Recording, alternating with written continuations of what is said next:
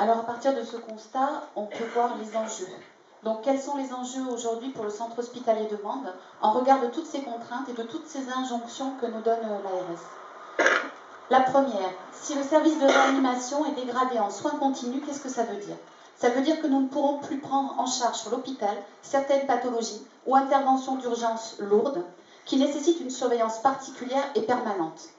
Ça veut dire aussi que les patients qui devront être transférés pour leur prise en charge le seront dans des conditions pas forcément garanties au niveau des délais, compte tenu de notre spécificité géographique, de la neige, de l'hélicoptère qui ne peut pas fonctionner à tout moment.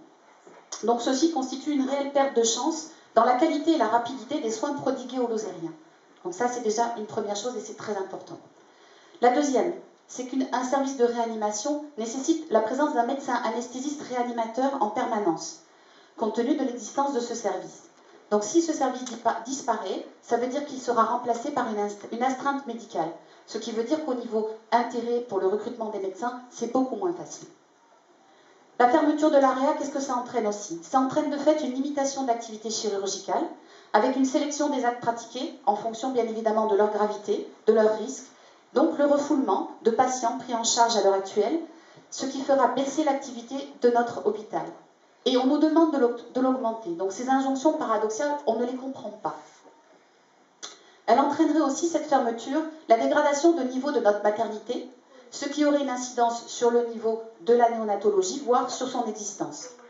À ce sujet, on voulait un petit peu profiter de cette réunion publique pour rectifier une petite erreur dans notre lettre ouverte à la presse concernant la maternité. Il ne s'agissait pas d'un doublement d'effectifs suite au passage à 500 accouchements, mais d'un doublement de postes sur certaines périodes qui nécessitaient des embauches que l'ARS n'a pas voulu financer.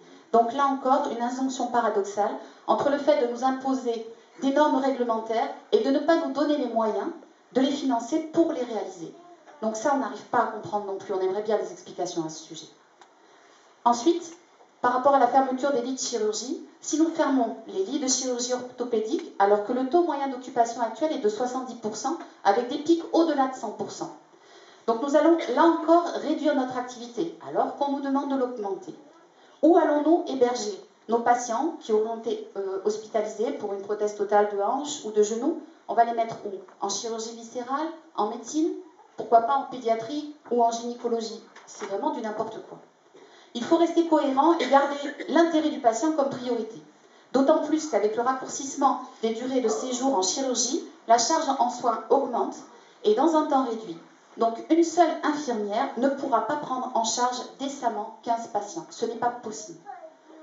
C'est évident, la qualité et la sécurité des soins s'en trouveront fortement altérées.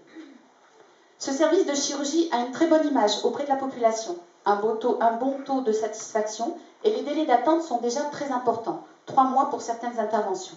Pourquoi remettre en question ce qui marche bien?